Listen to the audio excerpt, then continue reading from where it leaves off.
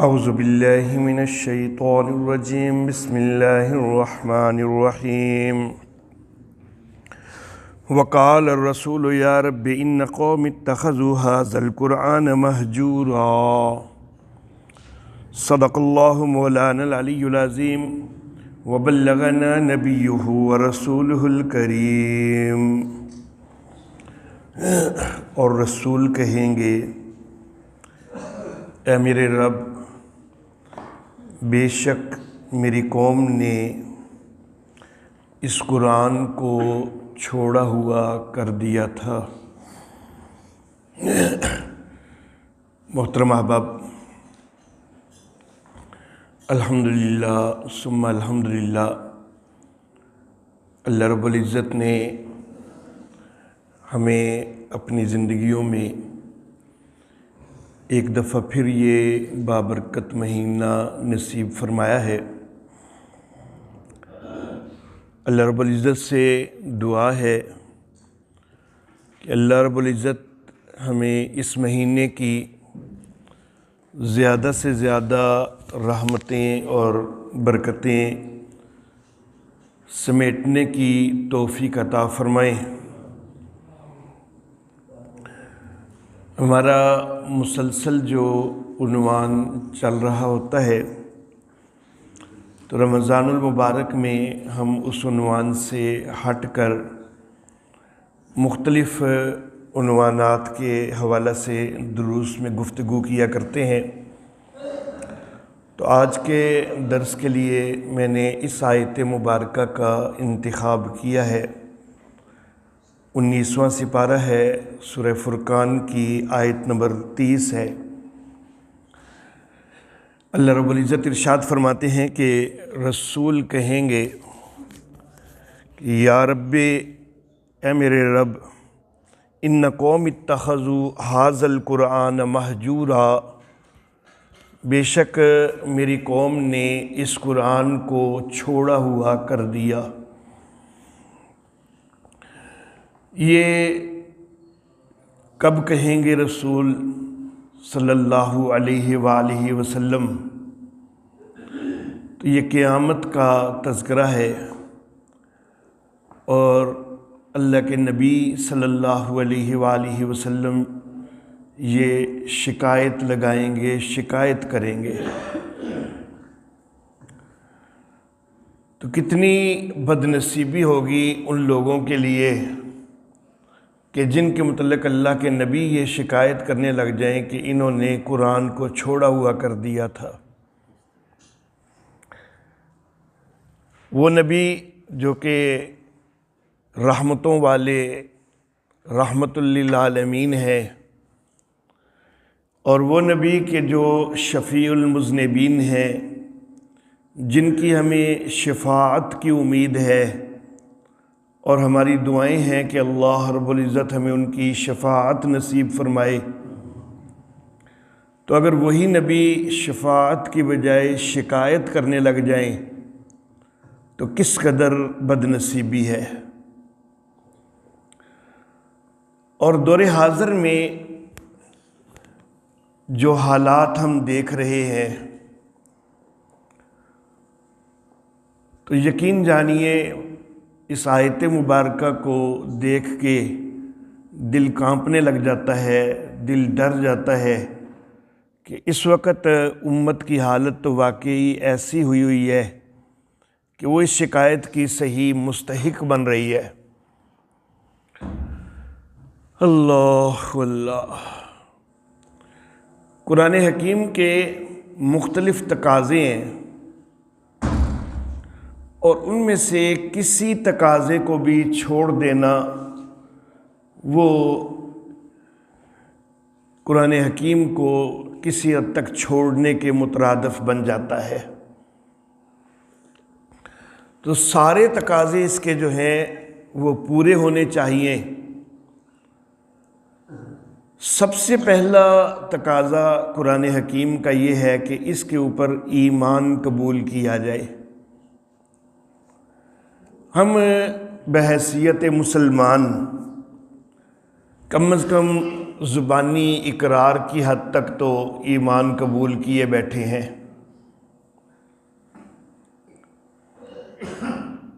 लेकिन आगे ईमान का तकाज़ा तो ये भी है कि जो कुरान कहता है उसके ऊपर अमल भी किया जाए। हकीकी ईमान तो तब है ना, ज़ुबानी ईमान तो हमने कबूल कर लिया कि ये अल्लाह की किताब है, हम मानते हैं, ये हमारी हिदायत के लिए भेजी गई है, ये ज़ुबानी तो हमने कर लिया ईमान कबूल। लेकिन ईमान का तकाज़ा ये है कि जिस पर हम ईमान कबूल कर रहे हैं उसकी माने भी, वो कहता क्या है उसके मुताबिक अपनी ज़िंदगी गुजारें। लेकिन क्या हम इसको कर रहे हैं? ऐसा तो हम नहीं कर रहे, हमारी ज़िंदगियाँ इससे बहुत ख़िलाफ़ जा रही हैं। तो ईमान का एक ज़ुबानी दावा ज़रूर है, लेकिन कमा हक़्क़ुहु ईमान वाला तकाज़ा भी हम पूरा कोई नहीं कर रहे। अल्लाह अल्लाह। कुरान हकीम का क्या हो गया आज इसको? पहले तो रोज़ाना ठीक होता है। अल्लाह अकबर। कुरान हकीम का दूसरा बुनियादी तकाज़ा वो ये है कि इसके साथ मोहब्बत रखी जाए।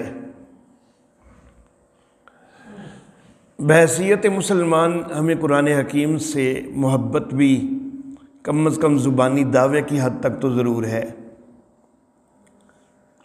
लेकिन मोहब्बत भी ये तकाज़ा करती है कि जिससे आप मोहब्बत के दावेदार हैं उसकी माने भी तो सही। लेकिन यहाँ पर आके हम फिर फेल हो जाते हैं।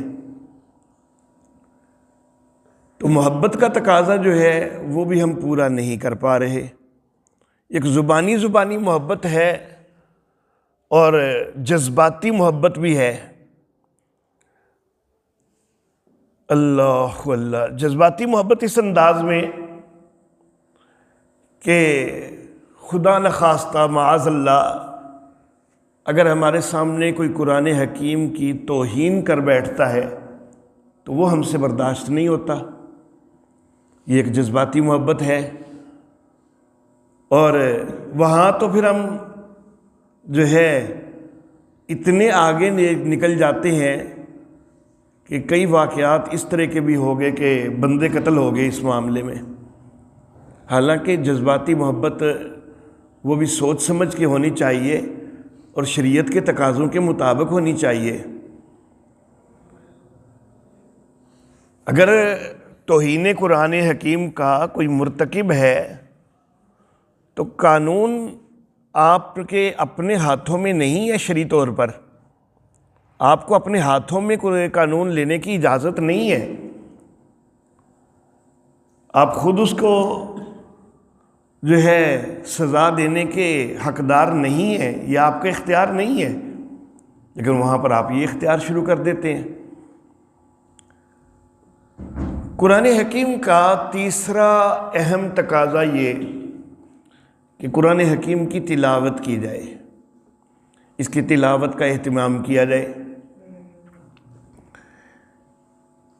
रमज़ानुल मुबारक के साथ कुरान हकीम की बड़ी मुनासबत है, क्योंकि इसका नुज़ूल भी रमज़ानुल मुबारक में है। लोहे महफूज से आसमान दुनिया की तरफ जो नुज़ूल है, तो शहर रमज़ान अल्लज़ी उन्ज़िल फ़ीहिल क़ुरआन, अल्लाह फरमाते हैं कि रमज़ान का महीना है कि जिसमें कुरान नाज़िल किया गया। ये लोहे महफूज से निचले आसमान पर, जिसको आसमान दुनिया कहते हैं, तो वहाँ पर बैतुल इज़्ज़त के मकाम पर ये रमज़ान के महीने में लैलतुल क़द्र में नाज़िल हुआ है। और फिर आगे उस बैतुल इज़्ज़त से मेरे आका मोहम्मद अरबी सल्लल्लाहु अलैहि वसल्लम के कल्ब अतहर पर वो आहिस्ता आहिस्ता नाज़िल होता रहा है। तो कुरान हकीम की रमज़ान के साथ मुनासबत है, ये रमज़ान में नाज़िल हुआ, तो रमज़ान के अंदर इसकी तिलावत का एहतिमाम तो हम फिर भी कुछ न कुछ कर लेते हैं। जिसने सारा साल भी कुरान हकीम खोल के नहीं देखा تو وہ بھی چلو رمضان میں کوشش کرتا ہے کہ کچھ نہ کچھ تو تلاوت ہو جائے، لیکن میں یہ عرض کرنا چاہوں گا کہ تلاوت سارا سال ہونی چاہیے۔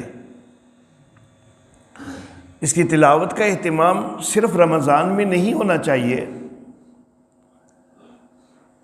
اللہ اللہ۔ اور میں بڑے ہی دکھ کے ساتھ کئی دفعہ یہ واقعہ بیان کیا کرتا ہوں کہ جس کو سوچ کے میں خود پریشان ہو جاتا ہوں۔ ایک دفعہ کسی کے گھر میں تھا میں، اور قرآن حکیم تلاوت کے لیے مجھے چاہیے تھا۔ اس وقت یہ موبائل ایپ وغیرہ کی سہولت نہیں تھی، تو میں نے گھر والوں سے کہا کہ میں نے تلاوت کرنی ہے تو قرآن حکیم مجھے لا دیں، حافظ تو میں ہوں نہیں۔ تو یقین جانیے 15-20 منٹ گزر گئے ان کو قرآن حکیم گھر سے تلاش کرتے ہوئے۔ اندر سے آوازیں آ رہی، میں ڈرائنگ روم میں بیٹھا ہوا تھا اور اندر سے آوازیں آ رہی کہ وہ فلاں الماری میں رکھا تھا، وہ فلاں جگہ پہ رکھا تھا، فلاں جگہ پہ رکھا تھا، کوئی کیا کہہ رہا ہے، کوئی کیا کہہ رہا ہے۔ کوئی 15-20 منٹ بعد جا کے وہ بھی پتہ نہیں اپنے گھر سے انہوں نے مہیا کیا ہے یا کسی ہمسائے سے لے کے آئے ہیں، یہ مجھے معلوم نہیں۔ تو یہ ہماری حالت ہے کہ قرآن حکیم سے اتنی دوری کہ ہمارے گھروں میں قرآن حکیم کہاں پڑھا ہے ہمیں تو یہ تک یاد نہیں رہتا ہے۔ اللہ رب العزت ہمیں قرآن حکیم کے ساتھ اپنا تعلق بنانے کی توفیق عطا فرمائے۔ پھر یہ قرآن حکیم کی صرف تلاوت کر دینا، جبکہ وہ عربی زبان میں ہے اور ہمیں اس کی سمجھ نہیں آتی ہے، تو صرف تلاوت کر دینا کافی نہیں ہے۔ یہ صرف تلاوت کے لیے نازل نہیں ہوا، یہ تو عمل کے لیے نازل ہوا ہے۔ تو اس لیے اس کا اگلا تقاضا یہ ہے کہ اس کو سمجھا بھی جائے، اس کو سمجھا جائے، اور اس کو سمجھنے کے لیے ہمیں کوئی نہ کوئی اہتمام تو کرنا چاہیے۔ یہ جو روزانہ کے دروس ہوتے ہیں قرآن حکیم کے مختلف مساجد میں یہ سمجھتا ہوں کہ یہ قرآن کی کلاسیں ہیں، اور احباب کو ان کی صرف رمضان میں نہیں پورے سال میں ان کی طرف توجہ کرنی چاہیے۔ کسی بھی قریبی مسجد میں درس قرآن حکیم ہو رہا ہے تو آپ کو وہاں پر باقاعدہ شریک ہونا چاہیے۔ میں تو یہ کہا کرتا ہوں کہ یہ قرآن حکیم مسلمان ہونے کا نصاب ہے۔ لیکن آپ کسی بھی شعبے کو اختیار کرتے ہیں تو اس کے لیے کوئی نہ کوئی فنی مہارت چاہیے یا کوئی نہ کوئی نصاب چاہیے۔ لیکن ہمارا مسلمان ہونا کیا وہ اتنا ہی سستا ہو گیا ہے کہ اس کے لیے ہمیں کچھ بھی نہیں چاہیے؟ بس مسلمانوں کے گھروں میں پیدا ہو گئے تو بس مسلمان ہے۔ اللہ اللہ۔ ایک ڈاکٹر ہے تو جب تک وہ میڈیکل کی تعلیم حاصل نہیں کرے گا تو وہ ڈاکٹر نہیں ہے۔ ایک انجینئر ہے، جب تک وہ انجینئرنگ کی تعلیم حاصل نہیں کرے تو ہم اس کو انجینئر نہیں کہہ سکتے ہیں۔ حتیٰ کہ ایک مستری اور ایک مزدور ہے نا اگر، تو وہ بھی کچھ نہ کچھ تو سیکھتا ہے پہلے، اور پھر وہ مزدور یا مستری کی جو ہے وہ حیثیت سے سامنے آتا ہے۔ اب مزدور ہے تو اس کو کم از کم یہ پتہ ہونا چاہیے کہ مسالہ کس طرح بنتا ہے، اس کی کیا ترکیب ہے، اس میں کتنا سیمنٹ ڈالنا ہے، کتنی بجری ڈالنی ہے، کتنی ریت ڈالنی ہے۔ یہ چیزیں اس کو بنیادی معلومات تو ہونی چاہیے نا، تب وہ ایک مزدور بھی کامیاب بن سکتا ہے۔ لیکن ہم نے مسلمان ہونے کو بہت آسان سمجھ لیا، حالانکہ یہ وہ شعبہ ہے کہ جس پہ ہماری آخرت کا مدار ہے، جو کہ ہمیشہ کی زندگی ہے۔ ہم نے دنیا کی زندگی کے جو شعبے اختیار کیے ان میں تو مہارت حاصل کرنے کے لیے ہم نے کوششیں کی، لیکن جو آخرت کا جس کے اوپر مدار ہے ہم اس کی طرف توجہ ہی نہیں کرتے ہیں۔ اللہ اللہ۔ تو میرے محترم احباب، میری بڑی دستبستہ گزارش ہے کہ قرآن حکیم اس کو باقاعدگی سے سیکھنے کی کوشش کیجیے۔ اس کے لیے قریبی کوئی بھی مسجد ہو جہاں پر درس قرآن حکیم ہو رہا ہے تو اس میں پورا سال باقاعدگی کے ساتھ کوشش کیجیے کہ قرآن حکیم کو سیکھنے کی نیت سے اس میں شرکت کی جائے۔ اللہ اللہ، الحمدللہ ثم الحمدللہ۔ یہاں پر ہمارے دروس قرآن حکیم بھی جاری ہیں اور ہم الحمدللہ سورہ انفال میں اس وقت پہنچے ہوئے ہیں۔ تو وہ یوٹیوب پر بھی سارے درس موجود ہیں، سورۃ الفاتحہ سے مکمل اب تک کے سارے درس موجود ہیں۔